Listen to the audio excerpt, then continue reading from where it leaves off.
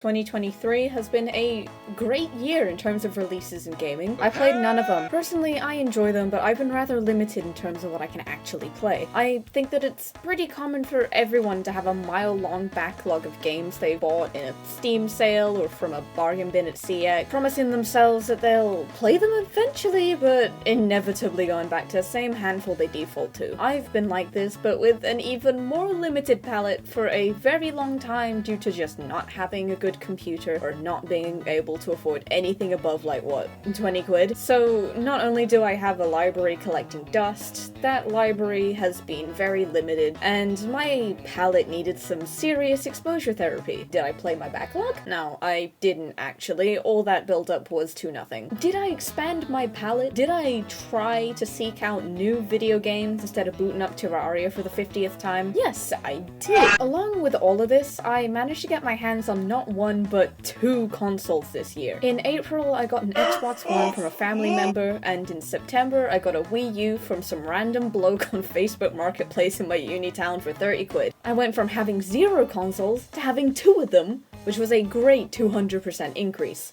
That was a lie, actually. Got a DS about a year ago from a charity shop for 15 quid, and then I only played Pokemon on it and then never picked it back up again. This also meant that I was able to get my hands on console exclusives for the first time, which was very helpful for expanding my horizons. I got into 3 new series this year that I previously had no way of playing legitimately, albeit anywhere from 5 to 10 years late. I was very busy in 2023 overall with a magnitude of things like graduating college, passing my exams. If you were there, I was quite literally revising neuroscience at one of the largest conventions this year whilst in full cosplay, settling into university, etc. And though my number of games touched probably looks very weak compared to others, as I got to experience a lot of new media from having games as a pastime. To wrap up this year, I thought I'd note every single game that I played for the first time, regardless of how late to the party I am, talk about them in brief, and end on hopefully a positive note.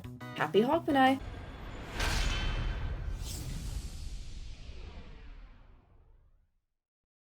The first new video game I played this year was Bayonetta, specifically the Xbox 360 version, as it's one of the titles that the Xbox One is backwards compatible with.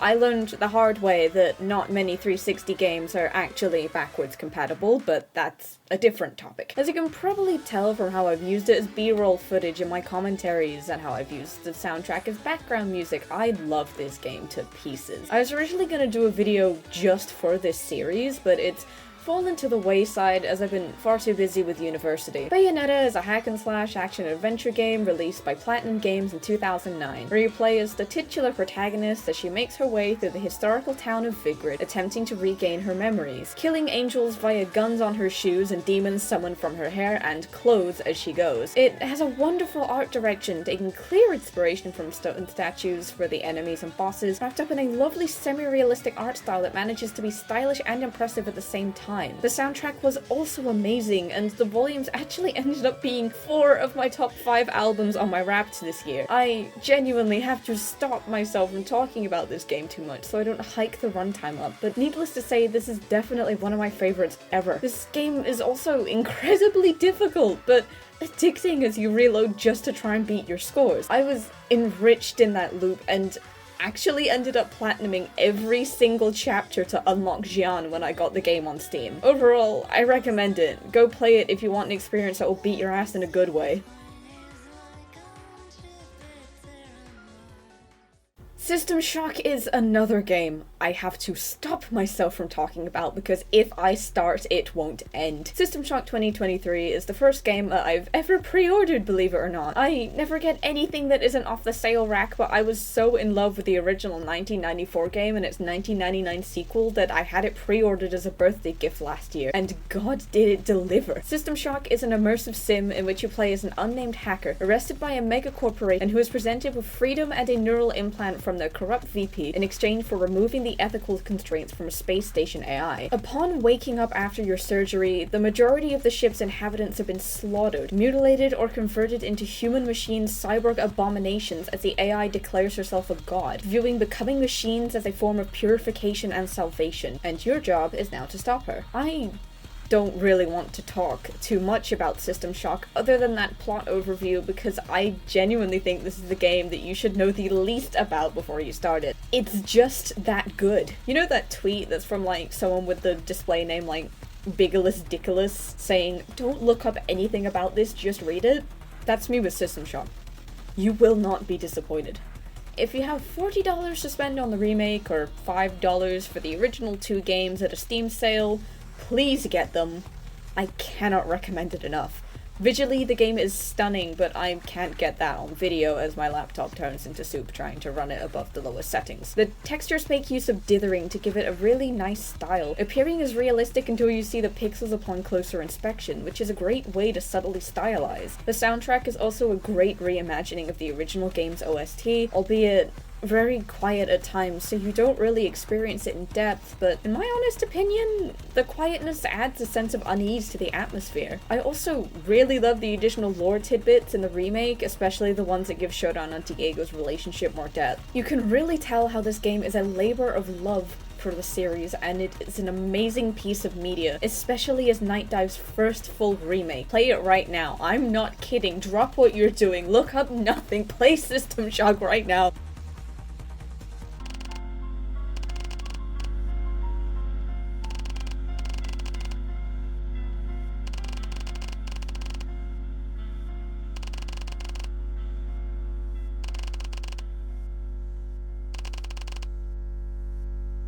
Ultra Kill is so good, it put me in a wrist brace.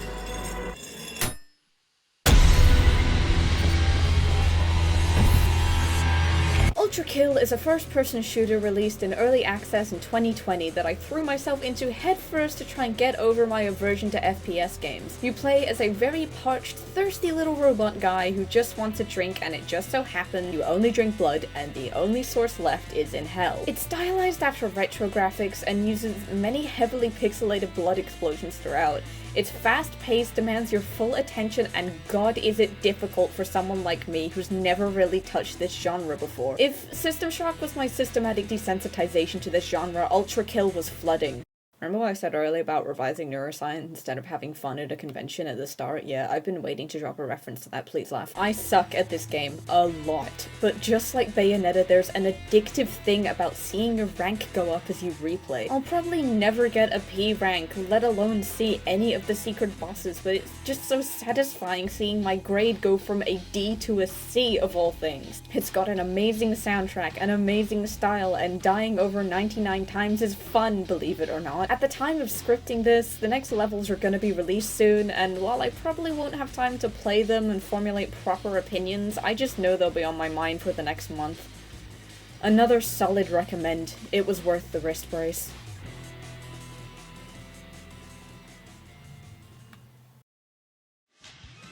Whilst not my first Project Diva game, that was Future Tone, that I emulated and ran like ass, it was a new game, so it makes it to the list. The Project Diva series is a collection of rhythm games using licensed songs using the Krypton Future Media Vocaloids, developed and published by Sega. It's a neat 6-button rhythm game series that I think appeals to just about anyone, really. What Megamix has that Arcade Future Tone didn't was a point system, where you get points depending on how good you did in the song, and these can be used to unlock new outfits for each Kryptonloid. I think this is a neat system that adds another way to keep people playing other than the Ultra Perfects.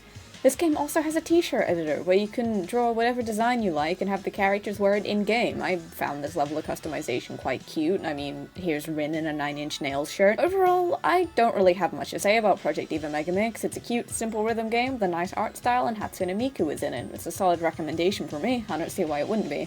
One issue I do have with Megamix, and I'm not sure if this is my computer or not, is it does tend to lag at entirely random times and just drop your combo. Overall, it does perform pretty well on my computer, and I have no real reason to complain because it's not like I'm the biggest rhythm game player on earth, but it is really annoying. Sega, when I get you Sega, when I get you Sega.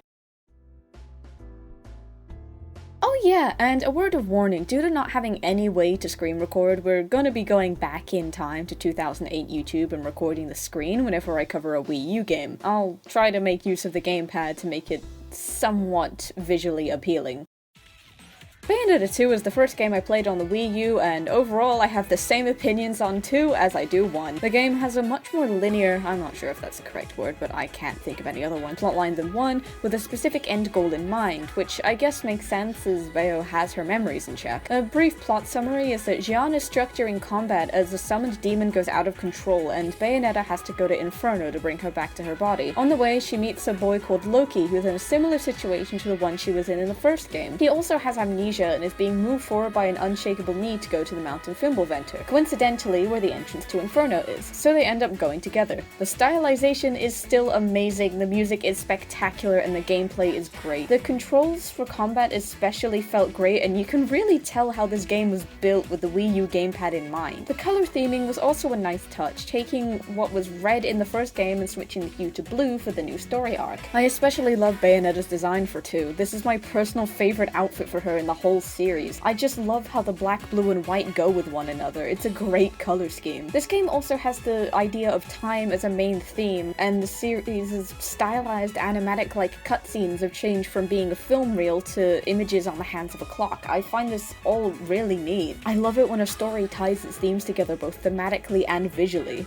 I also liked a lot of improvements it had compared to the first, like some real-time cutscenes that slow Bayonetta to a walking pace to have conversations with other characters, or changes to combat like the Umbran climax. Overall, as previously mentioned, I hold Bayonetta in the same regard as Bayonetta 1. They're like a package deal to me. Ruby Grim Eclipse. Oh yeah, I did a separate video about this game. I think it's neat overall, but nothing really to write home about, and it never really connected itself into the main series, so it isn't surprising that it fell under the radar. Watch that video if you haven't for my full review. Though my opinions on it remain relatively the same, I did actually revisit this game in co-op, though I haven't been able to complete a playthrough yet. I recorded some footage, but with my computer the way it is and my lack of actually functioning microphone, it wasn't very usable. Oh my god, it's a bear! What necessities do you need? Wala na. Ito Freddy Fazbear.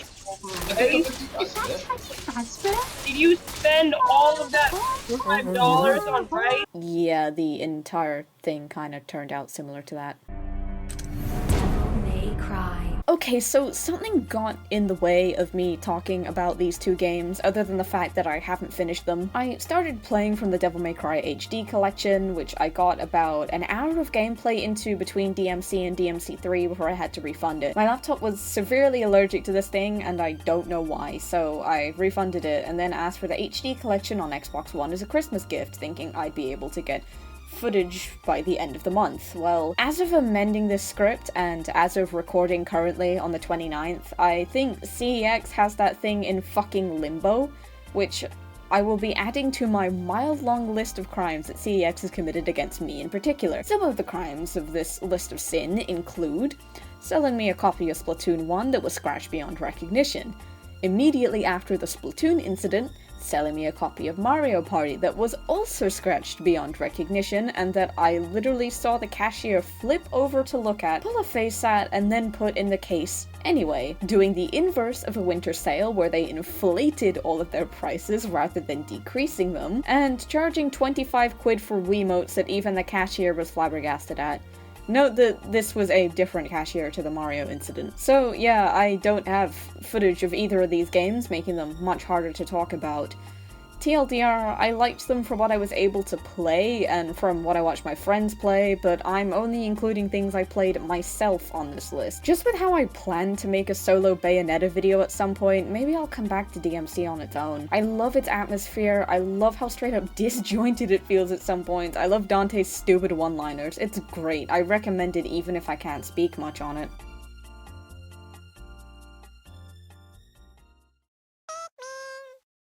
I will be entirely honest with you right now.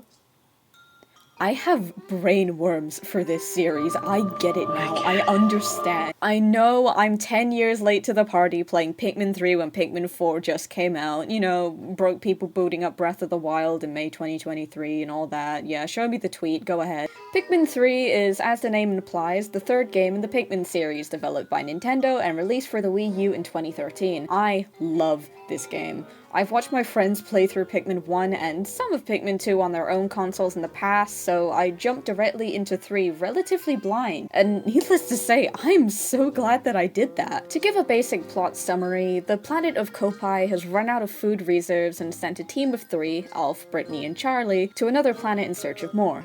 On the way over, the ship crashes and the 3 protagonists must find each other and then their drive key so that they can return home. Just as with every other Pikmin game, the Pikmin are there to help them on their way. Unbeknownst to them, they're joined by Louie and Olimar from the previous games on the planet. They've been sent to look for treasure once again due to financial difficulties, the latter of which has their key, that she's holding onto as a souvenir, who they must find to retrieve it. The game is simultaneously adorable and incredibly stressful. The 3 protagonists are a very interesting gameplay mechanic, and having to use all 3 team members for puzzles proved genuinely brain-teasing at times. The Pikmin are, of course, insanely fucking cute, and strategizing with all the different types was very entertaining. While it's not exactly the deepest thing in the world, I mean, this is a PEGI 3 Nintendo game, not exactly Dark Souls, the story is amusing. I mean, going back to the 3 protagonists, I love them as characters. Their dialogue is great, and they bounce off one another incredibly well. Every time I press the talk button at the start of the day, their conversations read like they should open with the Helvetica Standard jingle from Nishijo. The whole game is just rich with character. And I'll avoid spoilers here, but I can't bring this game up without talking about this at least once. The atmospheric 180-degree turn in the last section was probably the last thing I expected. What was with that? What did Nintendo mean by this? Overall, this is one of my new favorites. Playing this game made me seek out physical copies of 1 and 2 for the Wii, and needless to say, I recommend it heavily, along with the rest of the series. If you've never played Pikmin, but you have something that can play at least one of the games, please do. I'm glad that 4 won an award at the Game Awards. This series is one of my new favorites and definitely deserves it. I get the appeal now.